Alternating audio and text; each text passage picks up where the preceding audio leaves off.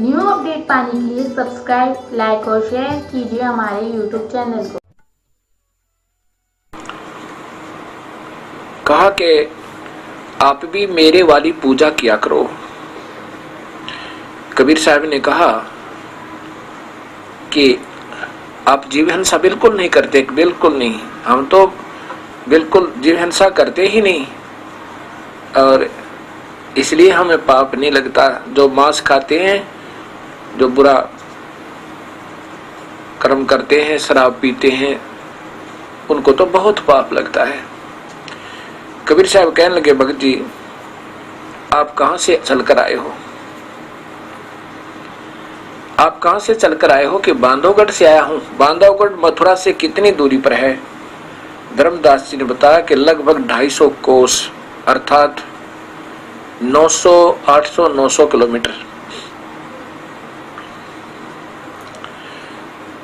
कबीर साहब ने कहा कि महात्मा जी, हे साधु, वहां से यहां तक आप किस साधन से आए हो? धर्मदास जी ने कहा, मैं पैदल चल के आया हूं।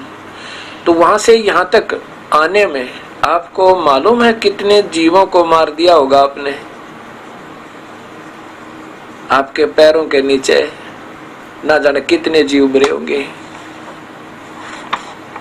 अब जैसे प्रभु के, अब जैसे कोई किसी के बच्चे को, लड़के या लड़की को, चाहे कोई जानकर मार दे चाहे अनजाने में मर जा, भाई दुख तो है, होता ही है।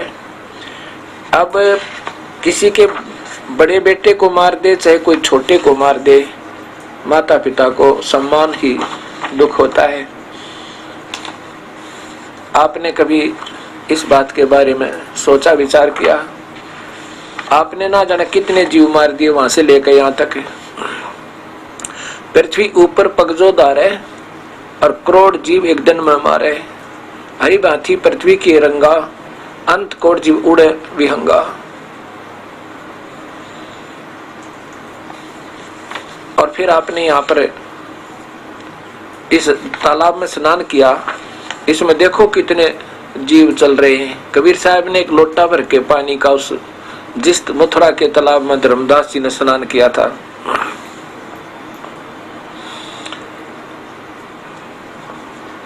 और कबीर साहब वहां साथ ही रखे हुए थे, वो लोटा दिखाया, देखो इस मथुरा के तालाब से मैं जल भर के लाया हूं अभी, और इसमें कितने जीव घूम रहे हैं।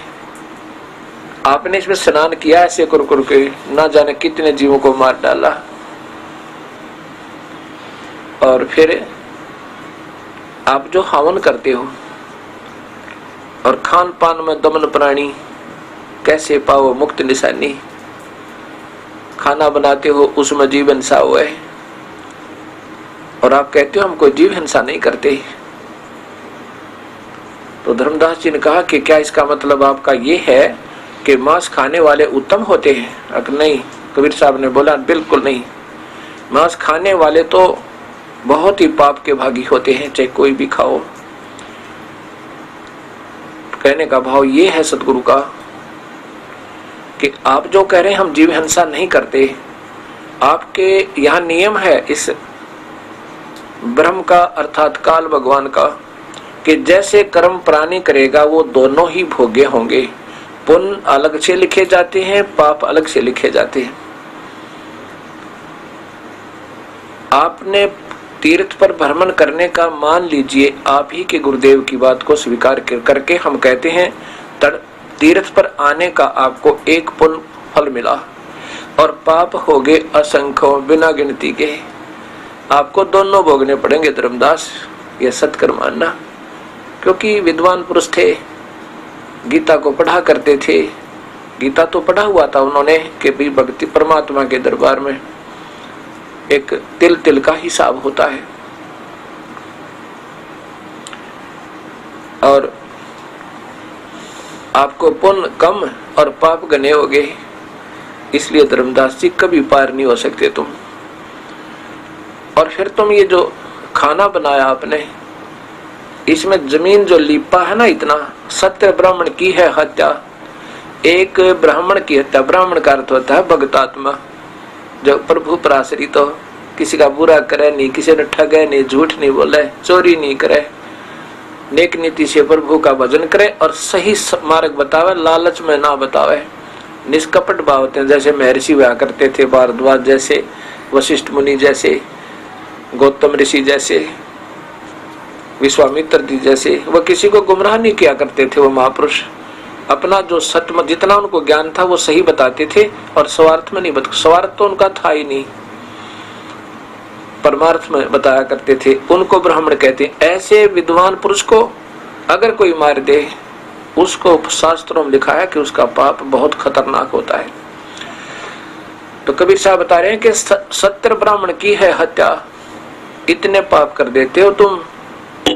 70 ब्राह्मण की हत्या कर दियो, जो चौका तुम देवो नेता, जो रोजाना जमीन लीप करके, प्लास्टर करके, मड प्लास्टर करके कुछ क्षेत्र में 10, 5-7 स्क्वायर फुट में, इतने में ही इतना पाप हो जाता है कि 70 ब्राह्मण की है हत्या, जो चौका तुम देवो नेता।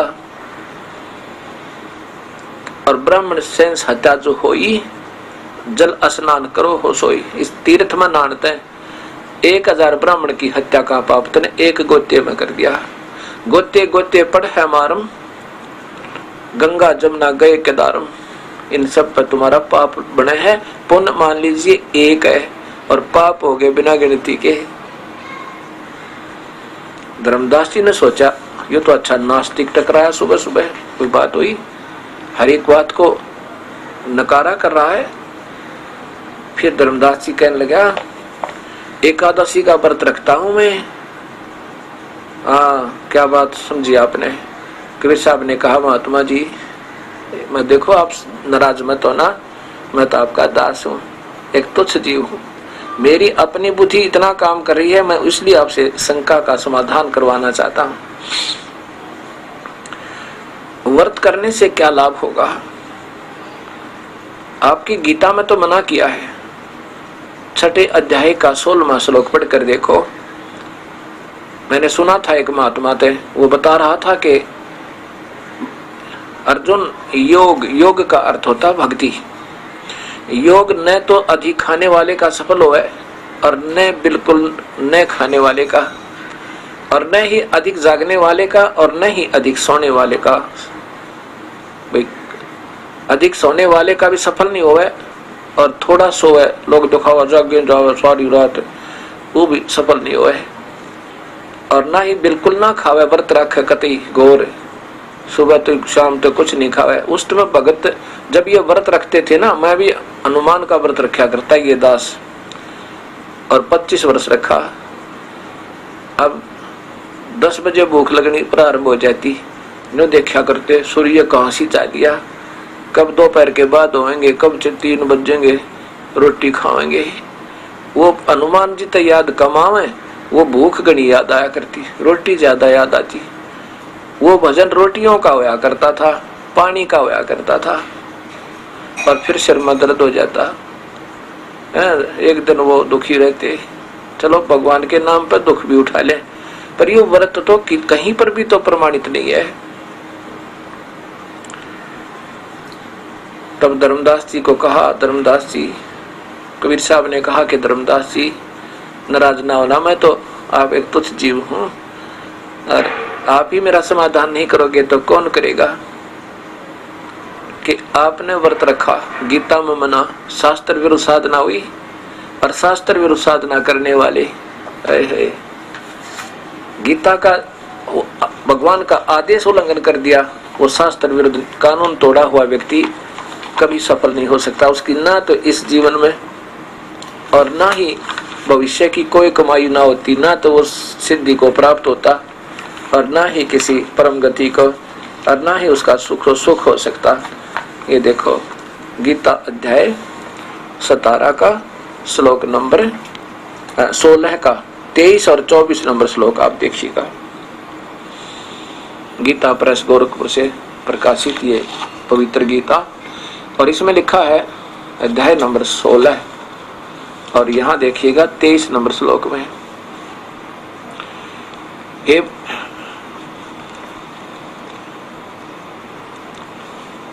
जो पुरुष शास्त्र विधि को त्याग के, ये शास्त्र है गीता जी, और इसमें लिखे हुए मार्ग को उल्लंघन कर दिया, अवहेलना करके अपनी इच्छा से मनमाना आचरण करता है, वह न सिद्धि को प्राप्त होता है और न परम गति को और न ही सुख को। बताओ, भविष्य की कोई कमाई नहीं बनती भक्ति मार्ग की।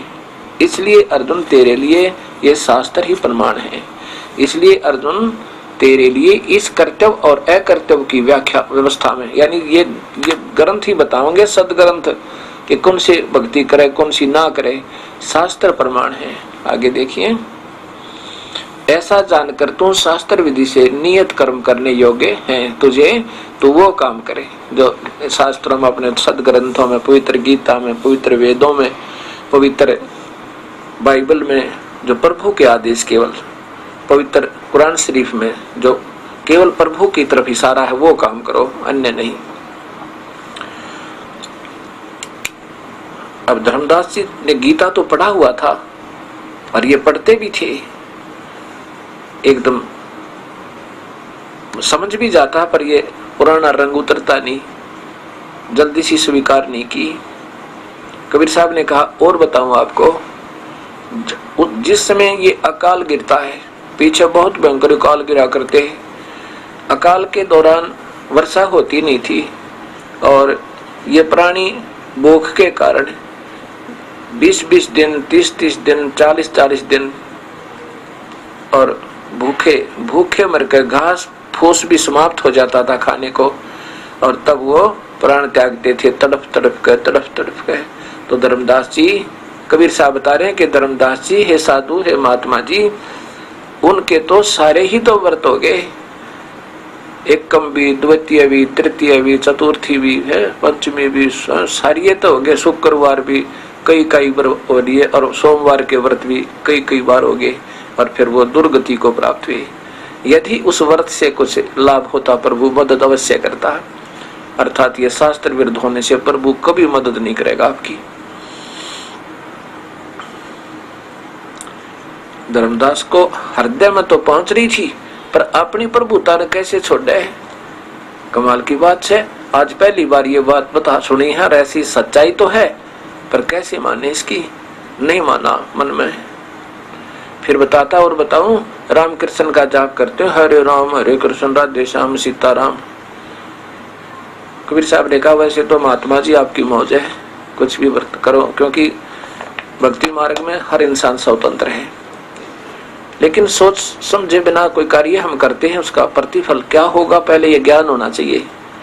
इंसान मजदूरी करने जाता है, उसको पता होता है कि मैं आज इतने रुपए लेकर आऊंगा अगर मेहनत करूंगा, तो जब आपको यही नहीं मालूम आप कहाँ मेहनत कर रहे हो और उसका कोई प्रतिफल है भी कि नहीं है, तो आपकी मौज है, करते रहो। राम और कृष्ण ये मुक्ति मार्ग के नाम नहीं है, एक आदरणीय महापुरुषों के नाम है। इन महापुरुषों के नाम से याद करने से उनके गुण, उनके अंदर जो गुण थे वो याद आते हैं, लेकिन प्रभु भक्ति नहीं बनती। ये तो एक जैसे पाठ्यक्रम का काम समझ लो, इतना ही है, इसे मुक्ति नहीं। रामकृष्ण श्री रामचंद्र जी त्रेता युग में आए और भगवान श्री कृष्ण जी द्वापर युग में आए। त्रेता युग में जो भक्ति होती थी वो भक्ति ही काम देगी, उसमें ना श्री राम जी थे ना श्री कृष्ण जी थे। वही मंत्र जो सतयुग में प्रारंभ थे, जो वेदों में वर्णित है, ओम नाम का जाप, उसी से प्रारंभ होनी चाहिए आपकी भक्ति, अन्य से नहीं। अब यही मनमुखी संत क्या किया हुआ है, राधे राधे श्याम मिला दे, राधे राधे श्याम मिला दे। वो राधे बेचारी मुश्किल से रो रहा के, पता नहीं आंखों में आंसू भर भर के, ना जाने मुश्किल से मिलने जाती थी, कभी दर्शन देते थे कभी नहीं होते थे। और उस समय के बरसाना के लोग उस राधा को एक निकम्मी औरत का समझा करते थे। आज के दिन कितना ही बड़ा संत हो और किसी गांव की लड़की स्पेशल उससे मिला अकेले में जाके, फिर देखना आपके हृदय में क्या आएगा, आप क्या सोचोगे आज उसके बारे में। अब तो सबके मुख पर राधा राधा होगी, लेकिन उस समय राधा के प्रति उन वर्तमान व्यक्तियों के हृदय में कैसी धारणा होगी, ये विचारणीय बात है। और राधे राधे श्याम मिला दे, भगवान की कोई सिफारिश की आवश्यकता नहीं। अब यह भी हम अनजानपना करते हैं कि अब जैसे कोई बच्चों का आपस में प्रेम हो जाए, लड़के और लड़की का, और वो शादी करना चाहते हैं तो कोई बड़ी अच्छी बात है, और फिर उसके दोस्त, उसी के दोस्त, लड़के के दोस्त और उस लड़की का नाम पुकारें बार बार, तो क्या सोचेगा उनके बारे में? ये तो एक स्वाभाविक सी बात है, आम विचारणीय बात है हर एक इंसान ने। अब सीधे क्यों नहीं बात करते उस कृष्ण जी से? कृष्ण जी ने जो गीता, आप जैसे गीता मानते हो कि कृष्ण जी ने बोला, वैसे तो ये दास नहीं मानता कि श्री कृष्ण जी ने गीता का ज्ञान दिया। ये तो ब्रह्म प्रवेश करके गीता जी, श्री कृष्ण जी के अंदर ऐसे जैसे प्रेत बोला करते हैं, ऐसे उसने सारा ज्ञान दिया है। कृष्ण जी को तो मालूम भी नहीं मैंने क्या कहा गीता के अंदर। तो कृष्ण जी ने कहा कि उस परमात्मा की भक्ति कर अर्जुन आप जैसे मानते हो। कृष्ण जी के मुखारविंद से उच्चारण बोला तो ब्रह्म है, कृष्ण जी नहीं बोले, केवल वो ये शरीर बोल रहा था, कृष्ण जी नहीं बोल रहे थे। ये तो एक टेप रिकॉर्डर है, जैसे इसमें जो कैसेट डल जाएगी वही बोलेगी। तो श्री कृष्ण जी ने तो नहीं कहा कि मेरा नाम जपो, उस प्रभु का नाम जपो, उसका ओम नाम है, ओम नाम से बात बढ़ेगी। यदि तुमने ब्रह्म तक की साधना करनी है तो ओम नाम के जाप से ही होगी, इससे अन्य कोई नाम नहीं है। वो मन प्रसन्न करने के लिए चाहे कौन सा भी जाप आप करते रहिए, उससे कोई लाभ नहीं। और उसके बाद भगवान ने बताया है कि ब्रह्म बोल रहे हैं कि यदि तुमने पूर्ण परमात्मा की भक्ति करनी है, उस पूर्ण परमात्मा की जो सर्वशक्तिमान है और जो सतलोक में रहता है, वहां जाने से फिर जन्म नहीं होता किसी प्राणी का। उसके लिए उन संतों को ढूंढो जो इस तत्व ज्ञान के जानने वाले हों। नहीं अपनी भक्ति के लिए तो भगवान ब्रह्म क्षर पुरुष ज्योत स्वरूपी निरंजन स्वयं बता रहे हैं कि मेरी जो भक्ति करनी है ओम नाम के जाप है। 8वें अध्याय का 12 और 13 श्लोक और 17वें अध्याय का 23वां श्लोक बताता है कि उस परमात्मा के पाने के लिए फिर ये 3 मंत्र की भक्ति करनी पड़ेगी। ओम तो सीधा ही है, और तत्सत, वो तत् नाम भी ये ब्रह्म भी नहीं दे सकता।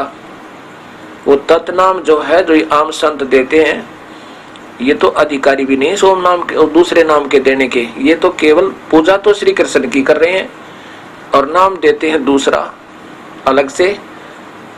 जैसे आपने एक महात्मा जी का भी पिछले जिक्र किया था, श्री योगीराज हंस जी महाराज का। वो बताते हैं कि सह तो अंदर ले वह हम बाहर निकाले, और इसी का उल्टा सोहम कर ले, इसी का उल्टा सोहम बन जाता। सोहम तो बनता नहीं, सह हम बन जाता है, उच्चारण में भी अंतर हो जाता है।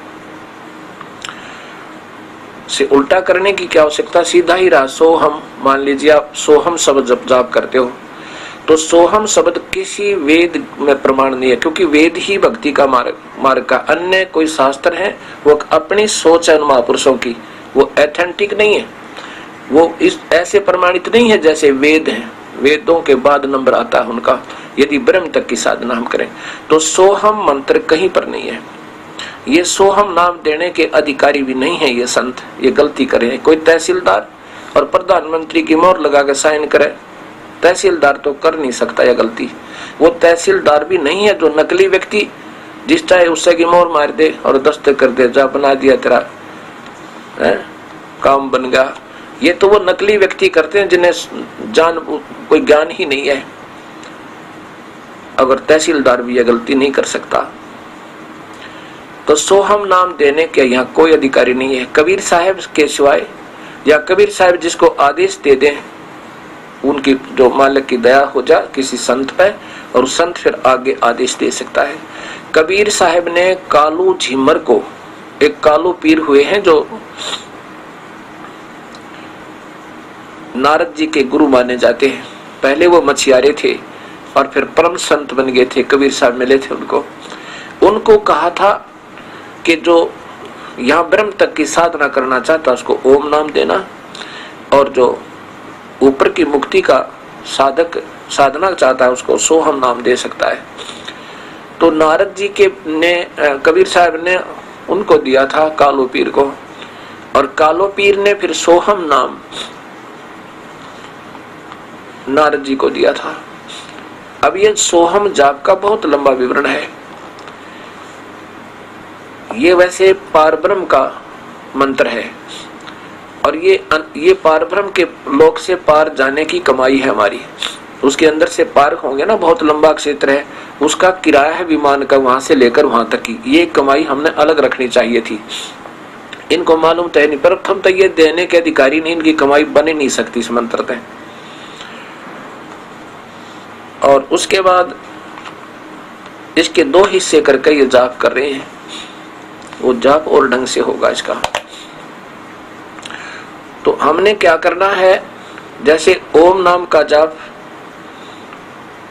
इसकी कमाई हम ब्रह्म को दे देंगे। ओम नाम के जाप की और यज्ञ हवन जो हम करते हैं, ये कमाई की हमें यहाँ सुविधाएं मिलती हैं। स्वर्ग, महास्वर्ग, ब्रह्मलोक, उसमें हमें यहाँ प्रधानमंत्री बनना, या हमें कोई राजा बन जाना, पृथ्वीपति हो जाना, इंद्र बन जाना, इस ओम नाम के जापते और इसकी एक साधना होती, ऐसे करने से यहाँ की सुविधाएं मिल जाती हैं। प्रभु नहीं मिलता इनसे। और दूसरा जो मंत्र है, जैसा कि नादान संत देते हैं, ये सोहम मंत्र का जो जाप है, ये उस परब्रह्म के लोक का किराया देना हमने। और ये प्रथम तो ये अधिकारी नहीं, इनके द्वारा दिए गए नाम का बिल्कुल असर नहीं होगा, कोई लाभ नहीं हो सकता, 1 पैसे का भी। परंपरागत जैसे कबीर साहब ने किसी को आदेश दे रखा, वो संत देता है, तो उसमें उसकी कमाई बन जाती है। और जब तक ऊपर का मंत्र वो तीसरा नहीं मिलेगा, इसलिए दोनों व्यर्थ है।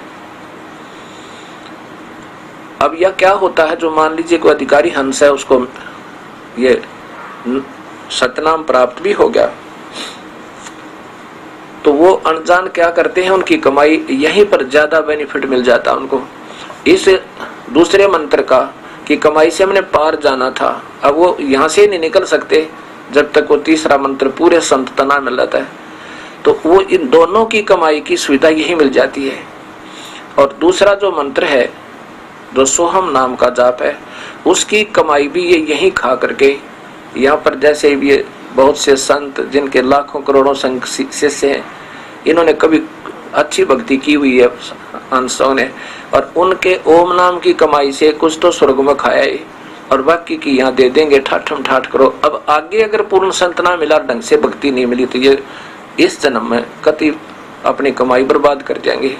और हो सकता है पिछले जन्म की और भी कमाई बची हो, ये बिल्कुल सही जीवन भी जी कर चले जाएंगे, अच्छी तरह इनका जीवन भी नजर आता रहेगा, और अंत में फिर प्राण भी अच्छी तरह त्याग जाएंगे, और शेष सोचेंगे गुरुदेव बड़े प्यार से शरीर छोड़ गए, क्या बात भक्ति सही थी, नहीं ये पिछली कमाई थी इनकी। अब की भविष्य की कमाई तो केवल ये मंत्र बताएंगे, विधिवत साधना बताएगी कि ये कुछ बन रही है या नहीं बन रही है। अगर ऐसा नहीं है, चाहे वो कितना ही अच्छा है, संत तो अच्छे ही होते हैं, उनके बोलने में प्यार होता है, उनका परमार्थ ही कर्म होता है, वो स्वार्थ नहीं करते, और इसलिए उनकी आवाज में भी कसक होती है, क्योंकि उनकी पिछली कमाई है। भविष्य की कमाई नाम और वे ऑफ वर्शिप से, पूजा की विधि से ज्ञान होगा कि ये कैसा कर रहा है, ऐसे ये। और तीसरा नाम नहीं मिला तो ये दोनों व्यर्थ हो जाएंगे। ये दोनों मंत्र मिलकर सतनाम बनता है। अब कबीर साहब कहते हैं, सोहम सोहम जप मरे व्यर्था जन्म गंवाया, अगर सार शब्द मुक्ति का दाता वाह का वेद नहीं पाया। धर्मदास तो लाख दोहाई, ये सार शब्द कहीं बाहर नहीं जाई। भाव ये नहीं है कबीर साहब का कि किसी को मत बताना, नहीं, अधिकारियों के बिना बगैर मत बताना, जब अधिकार हो जाना, अधिकारी हो जावा फिर बताना। और सार नाम के बाद फिर वो सत शब्द सार शब्द उपलब्धि कराई जाओगी। अब ये कोई बच्चों का खेल नहीं है भक्ति। हम नाम भी ले लिया, घूटी भी लगा रहे हैं शराब की है, और फिर बीड़ी भी पी जाते हैं, मांस भी खा लेते हैं, कहते हैं क्या फर्क पड़ता है। ये तो बच्चों की वाली बात कर रखी है। जब हम यहाँ के जीव के स्वाद ही नहीं छोड़ सकते और बात करें सतलोक जाने की और मुक्ति पाने की, सपने में भी मत सोचना कि कभी सपने में भगवान दिखाई देगा, काल दिखाई दे सकता है आपको, पिछले संस्कारवश भविष्य के आपका गति खराब हो जाएगा। एक भगत जी कहता है क्या फर्क पड़ता है जी बीड़ी पीने में और शराब एक आधी बार पी लेते हैं कभी कभी, नाम तो मैंने ले रखा गुरुदेव से। देखो आपने खीर बनाई, हलवा बनाया और बना के उसमें रेत डाल दिया और अच्छी तरह मिला दिया, क्या क्या फायदा हुआ उस हलवे बनाने का और क्या फायदा हुआ वो खीर बनाने का? पैसा भी बर्बाद किया और समय भी खोया और किसी योग नहीं छोड़ा उसको आपने। ऐसे यदि नाम लेकर पूर्ण संत है और बीड़ी शराब मांस तंबाकू कभी भी पान कर लिया, आपका नाम कनेक्शन कट जाएगा। इस दास से अगर नाम लेना है, बीड़ी शराब मांस तंबाकू कभी जिंदगी में मत पीना। कोई भी चरस आदि बिल्कुल कोई नशीली वस्तु को छूना भी नहीं। छूने का तात्पर्य किसी को पिलाने पीने के लिए पैसे भी नहीं देने, पाप के भागी हो जाओगे। यहाँ पर अब लगभग 2.5 लाख के करीब प्रभु प्रेमी सतपुरुष कबीर साहब के अनुयायी हुए हैं, नए बिल्कुल फ्रेश, और वो कोई भी बीड़ी शराब मांस तंबाकू को छूता भी नहीं। और हम हर सत्संग में कह देता हूँ, यदि कोई इस मर्यादा का उल्लंघन करता है, उसका नाम समाप्त है, वो बेशक आओ या मत आओ, उसकी भविष्य की कोई कमाई नहीं। कनेक्शन कट जाता है तो बिजली नहीं आएगी, ऑटोमेटिक सिस्टम है प्रभु का, ये सत्कर मान लेना।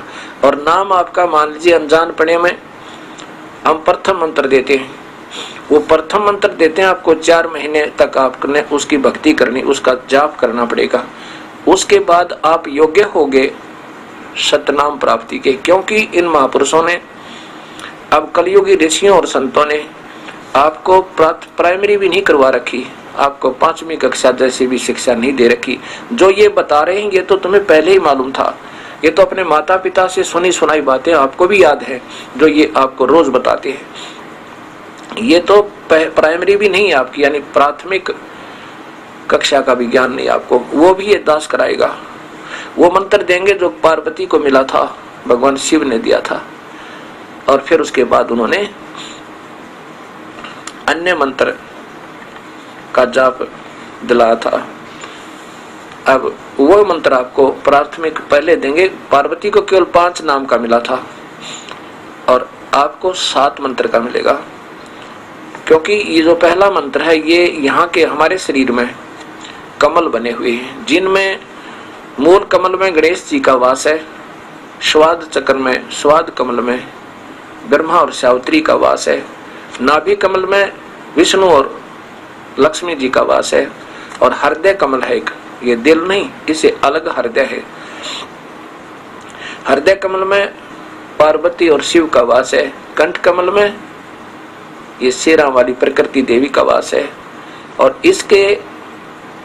इनके नाम दिए जाएंगे। ये 5 नाम हैं, ये नाम है इनके, और इनसे हमारा यहाँ ये बरी कर देंगे जब हम यहाँ से जाएंगे। गीता में लिखा है कि योग अभ्यास के द्वारा अंतिम समय में जब ये प्राण त्याग कर जाएगा तो अपने यथा स्थान पर चला जाएगा, चाहे मेरी पूजा करो चाहे उस परमात्मा की करो, इसमें और कोई बात ही नहीं है। नाम जाप करना पड़ेगा, नाम की कमाई करनी पड़ेगी, सद्भावना से करना पड़ेगा, हृदय की पुकार से, कसक के साथ, सच्चे दिल से, निष्कपट भाव है, निस्वार्थ भाव है।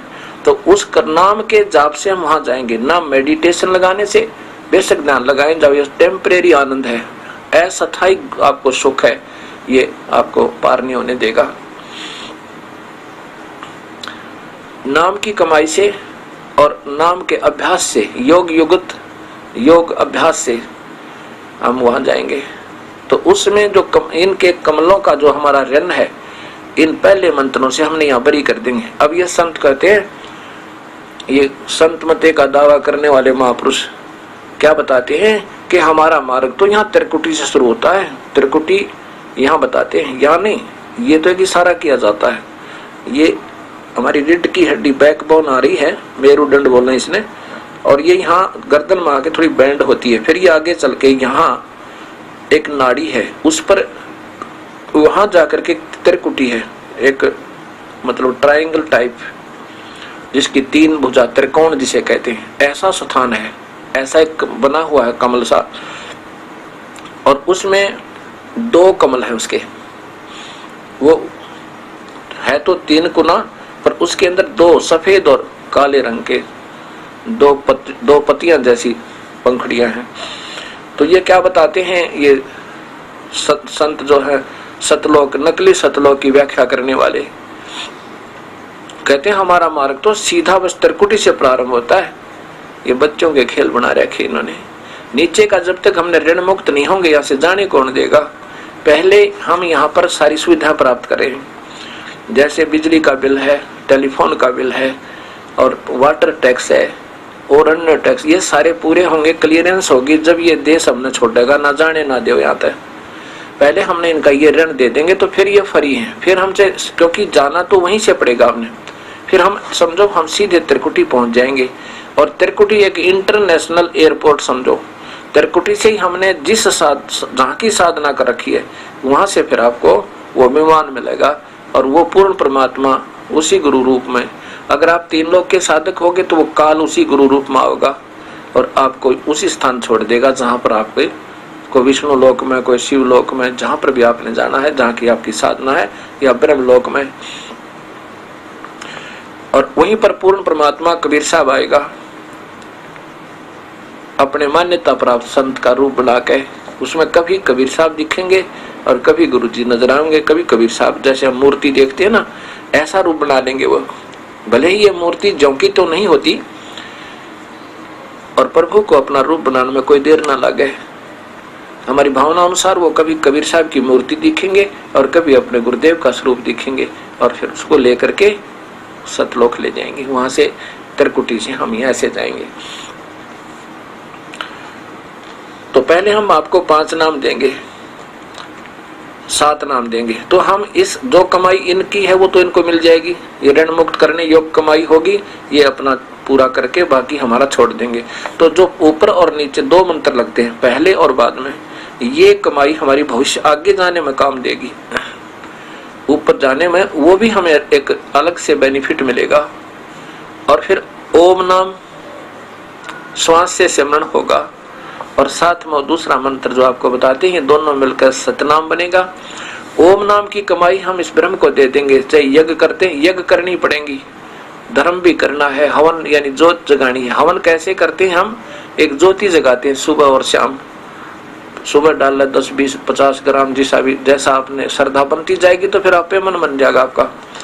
सुबह डाल घी अच्छा और ज्योत लगा दे, शाम न लगा दे, ये बनता बनता आपका बहुत अच्छा कर्म बन जाएगा। पर निस्वार्थ भाव से करे, उसकी मनोकामना नहीं करे, उसके प्रतिफल नहीं चाहे, ऐसे निस्वार्थ भाव से किया हुआ ये धार्मिक अनुष्ठान हमने दोनों पुण्य देगा। जो धर्म के, जो हवन के, जो यज्ञ के फल होते हैं वो तो देंगे ही देंगे, और साथ में ये सतलोक जाने वाले धन में भी कन्वर्ट हो जाएगा, जब यहाँ का ऋण उतर कर बाकी बच जाएगा। ऐसे ही हमने जो दूसरा मंत्र ओम नाम का जाप, हम इस ब्रह्म को छोड़ देंगे। अब जैसे गीता जी में बताया है 18वें अध्याय के 61 से प्रारंभ कर 61 श्लोक से प्रारंभ किया है, और उसमें बिल्कुल न्यारे नारा निर्णय किया कि अर्जुन, यदि तू मेरी भक्ति करना चाहता है तो मेरे प्राश्रित हो जा। देवी देवता ब्रह्मा विष्णु में इस 3 गुणों की पूजा भी तू बेस्ट छोड़ दे, तो मेरा केवल ओम नाम जप है, और इससे मैं तुझे चिंता ना करे, तुझे स्वर्ग भेज दूंगा और तू मेरे पास ही रहेगा, तो निश्चिंत हो जा, बेशक युद्ध कर ले। क्योंकि नाम के जाप की कमाई अलग है और युद्ध में किए हुए पापों का फल अलग है। ऐसे तो इसमें क्या बताया कि अर्जुन, तो उस परमात्मा के चरणों में जाओ। 61 में ये पीछे से आता जा रहा है, दो भगवान, मेरी पूजा करो तो ऐसे करो, उसकी करे तो ऐसे लाभ होगा, ऐसे करो, ये ऐसे चलता रहा। अब गीता जी, गीता प्रेस गोरखपुर से प्रकाशित है, ये मैं महात्मा जी जय दयाल गोविंद का द्वारा टीका है इनका। इन्होंने बहुत कोशिश अच्छी की है टीका करने की। अध्याय नंबर 18 और श्लोक नंबर 62 से प्रारंभ करेंगे।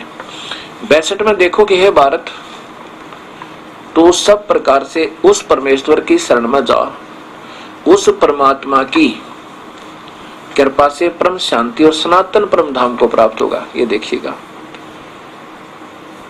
परम शांति को, और सनातन माने सत्य, अविनाशी, सदा रहने वाला सत्य, और सतान माने धाम, धाम माने लोक, सत्य लोक को प्राप्त होगा, उस परमात्मा की भक्ति करेगा। अब देखो 63 में कितना बिल्कुल साफ साफ किया है, कोई समझेगा, जानते हैं, बिल्कुल भी अंतर नहीं है इसमें। अब 63 नंबर श्लोक नंबर 63 है, ये देखिएगा। इस प्रकार ये गोपनीय से अति गोपनीय ज्ञान मैंने तुझे कह दिया। अब इस रहस्य युक्त ज्ञान को पूर्णतः भली भांति जान कर और जैसे चाहता वैसे कर। मेरी शरण में आना चाहता है तो तू मेरी शरण में आ जा, ओम नाम का जाप जप और 5 यज्ञ कर। आगे देख, फिर कहते हैं और मैं तुझे बता दूं खास बात। ये देखो ऊपर 64 नंबर श्लोक है, इसमें ये संस्कार देखिएगा कि ये सर्व गुह्यतम भूय सुनो में परमम वचः, ये सब गुप्त और भी रहस्य कति सबसे गुप्त और बात बता दो तेरे थे। वो तो पहले बता रखे मैंने आपको, बहुत गुप्त बात बता दिया। इष्ट असी में दृढ़म इति, वो पूर्ण परमात्मा जिसकी तरफ मैंने तुझे इशारा किया है, उसकी भक्ति कर ले, सतलोक में पहुंच जाएगा वो। ततः वक्ष्यामि ते हितम, अब मैं तेरे हित में कहता हूँ, कहूंगा कि वो इष्ट भी, वो मेरा भी इष्ट है। मैं इष्ट असी इति माने यही पूर्ण परमात्मा, दृढ़ माने अति स्पष्ट का निश्चित, 100 का 100, इष्ट माने मैं माने मेरा, इष्ट माने पूज्य देव, असी माने है। ये तेरे हित में कहता हूँ, मैं भी उसकी पूजा करता हूँ। हाँ, ये तेरे हक में बता दिया है। ये इन्होंने तो अपने हिसाब से कर दिया, इष्ट का यहाँ प्रिय कर दिया, इष्ट माने इष्ट देव है, ये लिख देते बस। क्योंकि अभी धीरे धीरे बात बनेगी, सबके समझ में आएगी सच्चाई परम। अच्छा, फिर आगे लिखा है 65 में देखो, मुझ में मन वाला हो, अगर मेरी शरण में रहना चाहता तो मुझ में मन वाला हो, मेरा भक्त बन, मेरा पूजन करने वाला हो, मुझको प्रणाम कर। ऐसा करके मुझे ही प्राप्त होगा। तुझसे सत प्रतिज्ञा करता हूँ क्योंकि तू मेरा प्रिय है। ये देखो प्रिय यहाँ स्पष्ट लिखा है, क्योंकि तू मेरा बहुत अत्यंत प्रिय है। अच्छा आगे देखो, अब 66 में क्या कहा, तो यहाँ स्पष्ट लिख रखा है, और ये उलझा देते नादान संत। सर्वधर्मान प्रीताज माम, मेरे सभी धर्मों को त्याग के, मेरे माम माने मेरे, मुझ में, माम माने मेरा या मुझ, मेरे सर्वधर्मान सभी धार्मिक पूजाओं को परिताज छोड़ के, एकम शरणम व्रज, एक की शरण में जाओ, उस परमात्मा की में, पूर्ण ब्रह्म की में। अहम तमाम सर्व पापे भय मोक्षामी मां सोच, मैं तेरे को फिर सारे पाप कर्मा तो छोड़ दूंगा, मुक्त करवा दूंगा, चिंता ना करे। अब जब इसका ऋण उतर जाएगा तो आप छोड़ देगा, फिर इसका लेना देना के रहा। अब वर्ज का अर्थ ही नादान संतों ने क्या किया हुआ है, आ जा, और भगवान कह रहा है तू जा। वर्ज का अर्थ होता जा, जाना। अब आपको, अब जैसे हमने ओम नाम का जाप और ये धर्म यज्ञ, हाँ ये सारे करने पड़ेंगे, 500 यज्ञ करनी पड़ेंगी, नहीं तो हम कट्टर हृदय हो जाएगा। दया बिना दरवेश कसाई, दया धर्म का मूल है, पाप मूल अभिमान, और तुलसी दया ना छोड़ियो जब लगट में प्राण, और दया बनेगी धर्म करते। ये संत हमने देखे हैं, वो कहते हैं, हमारे पास ये काफी संतों के, यानी वर्तमान के जिनका आज बहुत बोलबाला है, उन सभी संतों के 1500 शिष्य यहाँ इस दास के पास आए हुए हैं। जैसे एक राधा स्वामी पंथ है, धन धन सतगुरु पंथ है, और अन्य भी जितने पंथ हैं, जैसे श्री योगी राज परमहंस जी का हंसा देश वाले कहे जाते हैं, उनका वो कहते हैं कि ना तो कोई जोत लगानी, भगवान की जोत अंदर जग रही है उसको देखो बस, और ये अंदर जोत काल की जगह है। और कहते हैं जो गीता में अर्जुन को भगवान ने अपना स्वरूप दिखाया था, वो ज्योत स्वरूप ही कहते, बस वही तो देखना है, यही तो काल है, इसी से तो पीछा छुटवाना हमने। और इन सब को यही बांधे बैठे घुमा फिरा के, कोई शिव जी को महेश्वर बतावे, सर्वशक्तिमान बतावे, और शिव जी ये संत हैं, ये पुण्य आत्मा है, ये परमात्मा है ब्रह्मा विष्णु में, ये कभी झूठ नहीं बोलते। आपने योग विशिष्ट देखा, उसमें भगवान शिव कहता है कि उस परमात्मा का भजन करो वशिष्ठ जी, और उस परमात्मा के आगे थे ये काल, और ये महाकाल उसके चरणों में पड़ा, उसका नौकर है ये। और ऐसे ही देवी भागवत में लिखा है, भगवान विष्णु कहते हैं कि मैं और ब्रह्मा और शिव हम तो जन्म मरण में है, हम अजन्मा नहीं है, मृत्युंजय नहीं है। अब ये बार बार दिखानी पड़ेगी। फिर देखिएगा देवी भागवत महापुराण गीता प्रेस गोरखपुर से प्रकाशित है।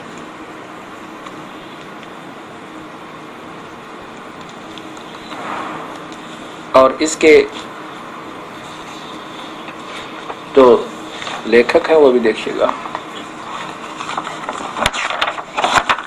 इनके अनुवाद करता है हनुमान प्रसाद पोदार चिमन लाल गोस्वामी। और यहाँ से देखिएगा ये कहाँ से प्रकाशित है। मुद्रक है गीता प्रेस गोरखपुर दूरभाष इतने। और इसके 123 पृष्ठ पे भगवान शिव स्वीकार कर, भगवान विष्णु और शिव तीनों स्वीकार करते हैं।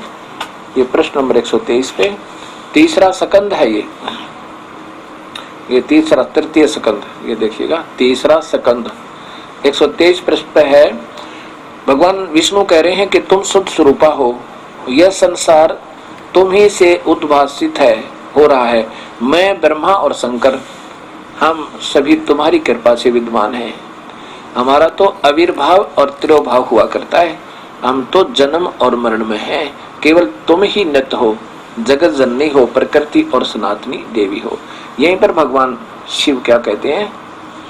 भगवान शंकर बोले, देवी यदि महाभाग विष्णु तुम्ही से प्रकट हुए हैं तो उनके बाद उत्पन्न होने वाले ब्रह्मा भी तुम्हारे बालक हुए।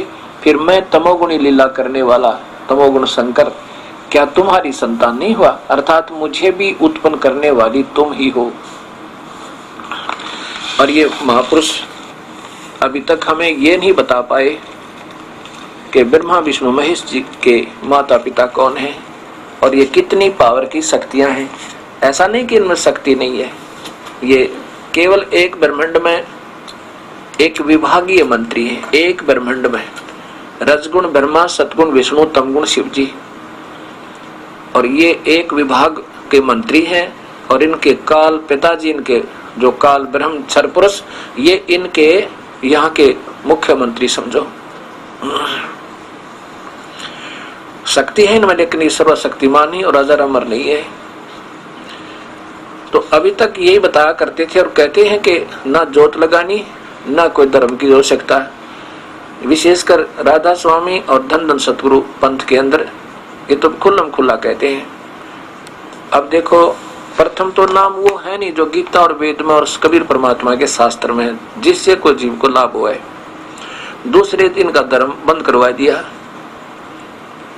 और जो थोड़ा बहुत लाभ होना था कोई पुण्य कर्म करने से, वो भी बंद हो गया। ज्योति जाति नहीं लगाते, हवन आदि बंद हो गया। तो मेरी तो यहाँ बुद्धि में बहुत ज्यादा काफी दिनों से ये चक्कर पड़ रहा था, है परमात्मा। अब कहूँ तो लोग नाराज हो भक्तात्मा, क्योंकि हम अपने गुरुओं के ऊपर इतने आसक्त हो जाते हैं, उनके प्रति एक शब्द भी सुनकर राजी नहीं। देखो, संत वो होता है सुने जरूर, पर ये सोच ले कि इसने ज्ञान नहीं कहता रहेगा, नाराज ना हुए और ये सोचे कि कहने दे।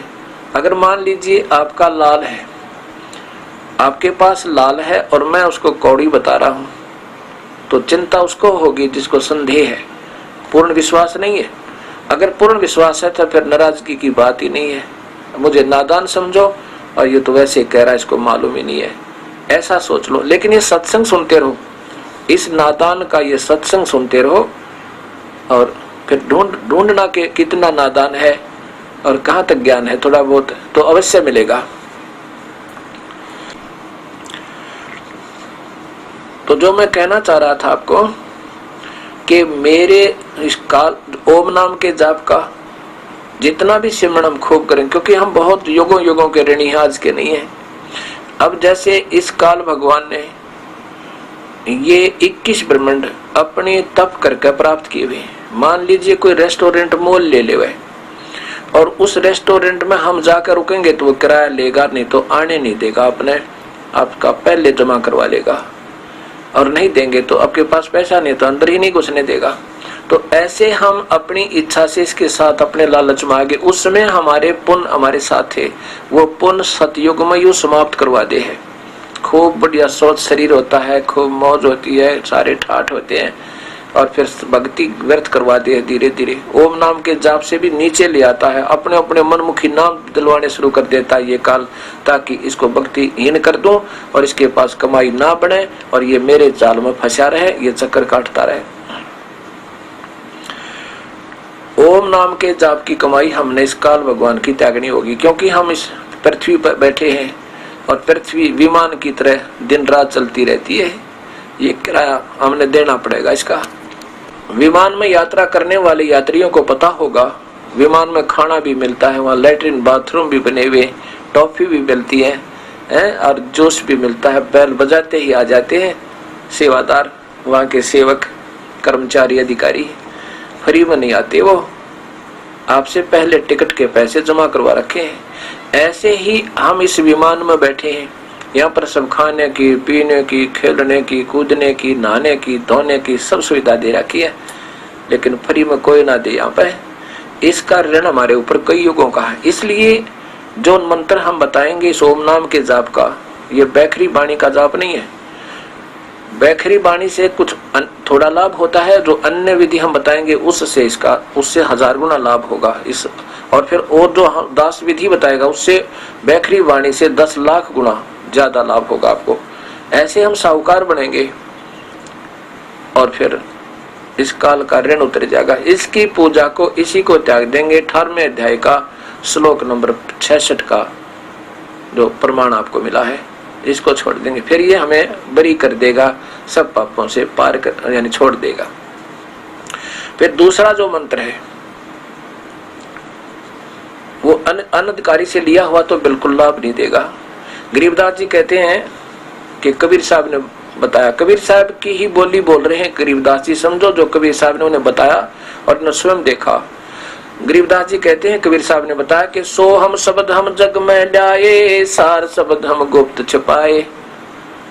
ये सो हम शब्द हम ही लाए थे इस जगत में, या किसी शास्त्र में प्रमाण नहीं। अब ये नकली संत ऐसे उठाओ किसी शास्त्र तक ढूंढ लिया और उसने शुरू कर दिया। ये देने के अधिकारी भी नहीं है इस नाम का। इन्हें पता था कोई ना श्री कृष्ण जी का ये कौन सी शक्ति थी, ब्रह्मा विष्णु में इसका पता नहीं है कि इनके माता पिता थे कि नहीं थे, इनको अजर और अमर। अब जिसको इतना भी ज्ञान नहीं तो ये शिक्षा क्या दे रहे होंगे, क्या इनको पास इनके पास मंत्र होंगे। जिनको ये नहीं मालूम तुम किसका सौदा करे, उसकी कीमत क्या है।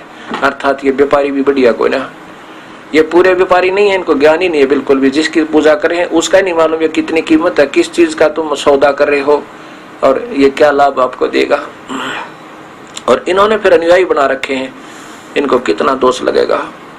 और अपनी मनमर्जी से नाम देना, तो ये कहते हैं कि गरीबदास जी ने बताया कि कबीर साहब ने बताया, हम बैरागी ब्रह्म पद सन्यासी माँ देवे, सोहम मंत्र दिया शिव जी को वो करे हमारी सेव। ये सोहम मंत्र शिव भगवान को कबीर परमेश्वर ने स्वयं आकर दिया था, क्योंकि ब्रह्मा विष्णु महेश भी तो कबीर साहब की आत्मा है। हम सभी इस कबीर परमेश्वर की आत्मा है और हम इसके बच्चे हैं। ये वास्तविक हमारा पिता है। ये काल जो है हमारे से तप करावे, हमारे से बच्चे उत्पन्न करवावे, हमारे से पलवावे, स्वयं खावे और स्वयं इससे लाभ उठावे। जैसे ब्रह्मा जी से कहा था कमल के फूल पे कि तप करो तप करो, अब भयभीत होकर डर कर तप करा कहीं भगवान नाराज ना हो जाए। और जब तप करने से सिद्धि आ जाती है, चाहे कुछ भी नाम ना जपो। जब उसके पास कोई नाम नहीं था, ब्रह्मा के पास ओम नाम नहीं था, क्योंकि ओम नाम तो उसको वेदों से पता चला जब बाद में, तो वो वैसे ही तप करने लग गया।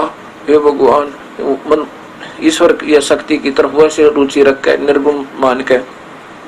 तो ऐसे तप करने से सिद्धियां आती हैं और काफी उसको यहाँ का सुख सुविधा मिल सकती है तप से भी, लेकिन वो तो हानिकारक बताई। उसमें सिद्धि आ गई और सृष्टि रचने योग्य अपने काम ले लिया रजोगुण उसमें, और रजोगुण तो था ही, फिर सिद्धि दे दी ताकि उससे वो खूब अपना यहाँ का प्रभु हो जा, अन्य से थोड़ा सा तगड़ा दिखे, इसलिए उसको उसी से तप करवाया, उसी से फिर ये सारे काम करवावे।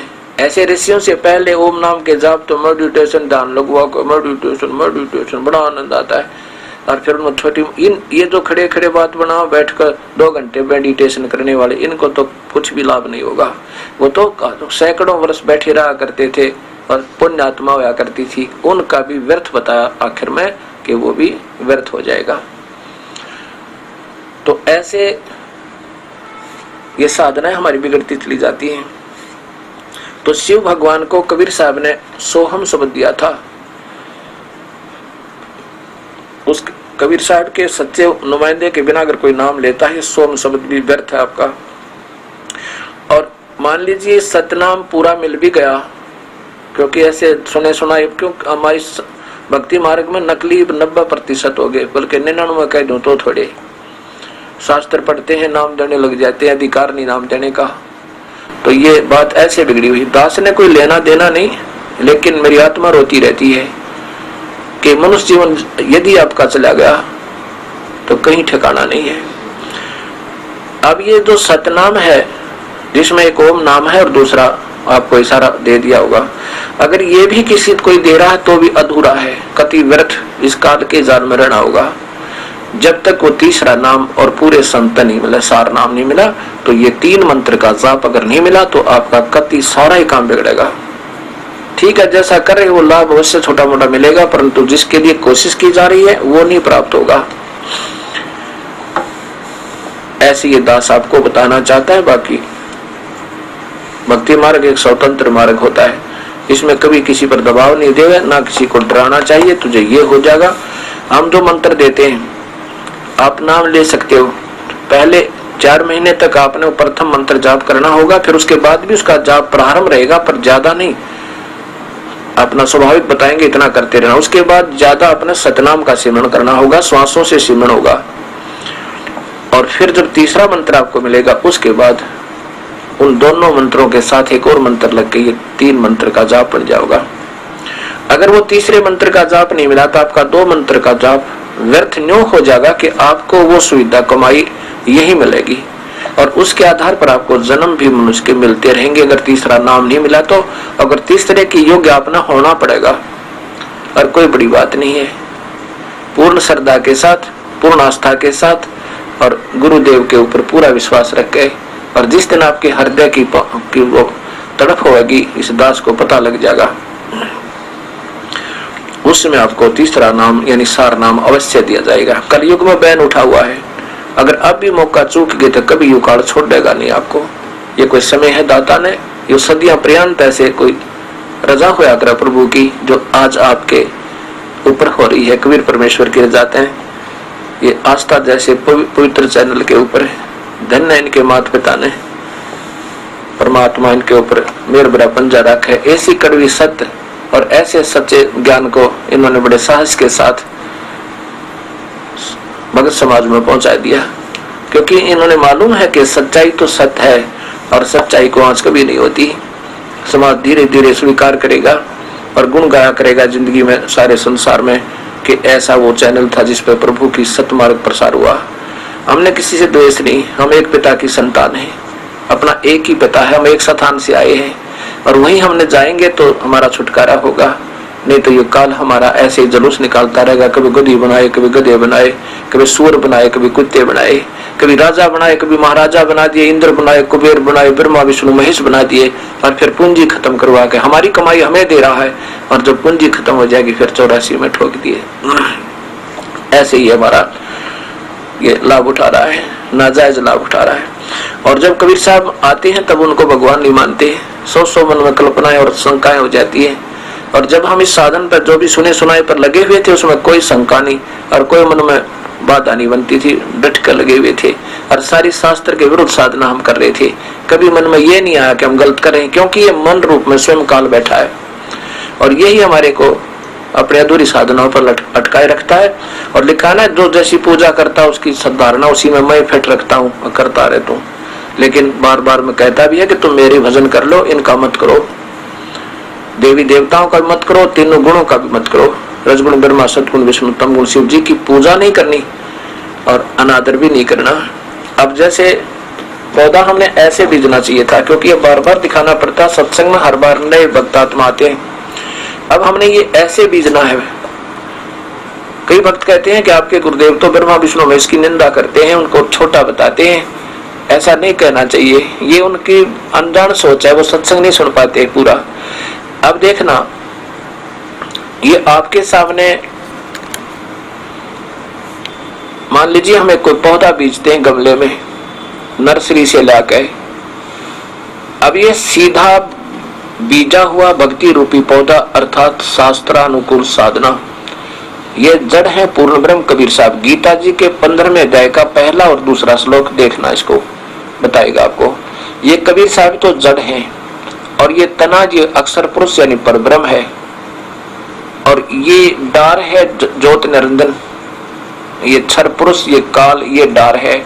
और काल के ये तीन पुत्र ब्रह्मा विष्णु और शिव, ये तीन, ये शाखा समझो, ये एक मोटी डार समझो, परब्रह्म तना समझो। अब बताओ, अब हम इसमें मूल में जड़ के अंदर पानी डालेंगे, खाद डालेंगे, तो ये सारा पौधा हरा भरा होगा और फिर टहनिया का फल लगेंगे ब्रह्मा विष्णु में इसके। बताओ ये अनादरणीय कैसे हो सकता है? प्यार इस पे दृष्टि रहेगी, फिर हमारी पूजा तो यहाँ करेंगे और यहाँ पर उम्मीद होगी कि ये हमें यहाँ से फल देंगे। बताइए, टहनी तोड़ी जा सकती है या काटी जा सकती है, और कोई कहे तुम इसको उल्टा बीज रहे हो और कोई कहे ये तुमने गलत बीज रखा है, ये पूजा नहीं करनी, इनसे तो फल लगेंगे आपको, पूजा तो जड़ की करनी है। अब देखो कबीर साहब कहते हैं, एक कैसा दे सब सद है, एक कैसा दे सब सद है, सब साध है सब जावे, माली सिंचे मूल को हो, फले फूले गाये। एक के साधन पे इसकी पूजा करने पे सबकी पूजा होगी, यानी सब सदगे, और इन सब के साधन पे व्यर्थ हमारी पूजा हो जाएगी। जैसे ये देखिएगा, ये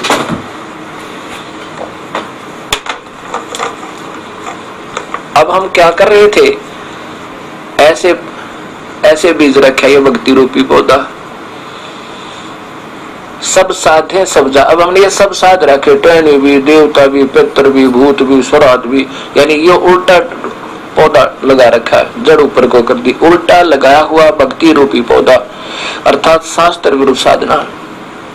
ये ब्रह्मा विष्णु महेश, फिर ये छोटी छोटी टहनी इन्हीं के पुजारी देवता बन गए, इनको पूज रहे थे हम, और ये ऊपर न जड़ छोड़ दी। गीता जी के अध्याय नंबर 15 का श्लोक नंबर 1 और 2 का से है कि ये उल्टा लटका हुआ एक संसार रूपी वृक्ष है अर्जुन, इसके ऊपर को जड़ है, नीचे को तीनों गुणों रूपी शाखाएं, ऊपर और नीचे इन तीनों लोकों में व्यवस्थित हो रही है, तीनों लोकों में, स्वर्गलोक, मृतलोक और पाताल लोक में। और यही तीनों गुणों की ब्रह्मा विष्णु महेश है, जैसे आपको गीता देव भागवत में देखा था। अब दास आपको ये कहता है कि इसमें बुराई नहीं करते हम किसी की, लेकिन ये हमारी समझ सोच है। हम दास ये कहता है कि तुम ऐसे बीजो अपने भक्ति रूपी पौधे को, और फिर देखिए ब्रह्मा विष्णु महेश आपके साथी होंगे, आपका प्रधानमंत्री तो मेल हो जाए, क्या विभागीय मंत्री आपसे दूर हो सकते हैं? आपके दोनों साथी होंगे और बड़ी खुशी मनाओगे, बहुत अच्छा। तो ऐसे है ये अक्षर पुरुष एक पेड़ है, निरंजनवा की डारे, ये तीनों देवा शाखा है, पात रूप संसार। कबीर साहब की वाणी है, ये पात रूप संसार, और ब्रह्मा विष्णु महेश की शाखा, ये डार है निरंजन, ये तना है, ये अक्षर पुरुष। अक्षर पुरुष एक पेड़ है, निरंजन हुआ की डार, ये तीनों देवा शाखा है, पात रूप संसार। अब जड़ बाकी रही मूल, वो नीचे देखो, वो मूल कौन है? वो उत्तम पुरुष तो अन्य है। गीता जी के 15वें अध्याय का 17वां श्लोक। इस संसार में दो, इस पृथ्वी लोक वाले लोकों में दो भगवान माने जाते हैं। ये तो तना है क्षर पुरुष, ये जड़ है पूर्ण परमात्मा, जो उत्तम पुरुष तो अन्य है। वास्तव में जो भगवान और तीनों लोकों में प्रवेश करके सबका धारण पोषण करता है, ये करता सबका पालन पोषण धारण पोषण, ये वास्तव विष्णु, ये कबीर परमात्मा है। ऐसे हमने इस भक्ति को समझना था। इसलिए जो प्रथम बार सत्संग सुन रहे होते हैं और प्रसंग कोई ऐसा आ रहा होता है कि हम गीता सुना रहे होते हैं या वैसे भी कोई अपने बता रहे होते हैं कि तीनों गुणों की पूजा नहीं करनी, ब्रह्मा विष्णु महेश की पूजा नहीं बताई किसी शास्त्र में, लेकिन अनादर भी नहीं कर सकते। गरीबदास जी कहते हैं कि तीनों देवा दल में बसे ब्रह्मा विष्णु महेश, और प्रथम इनको नमस्कार करो, इनको भी नमस्कार करो, इनकी करो वंदना, पर सुन सतगुरु उपदेश, इनको प्यार दो यानी श्रद्धा रखो, इनका आदर करो, लेकिन पूजा करो गुरुदेव बताओ ऐसे यानी पूर्ण परमात्मा की, सुन सतगुरु उपदेश, पूरे संत का ज्ञान सुन ले और फिर पूजा करो। अब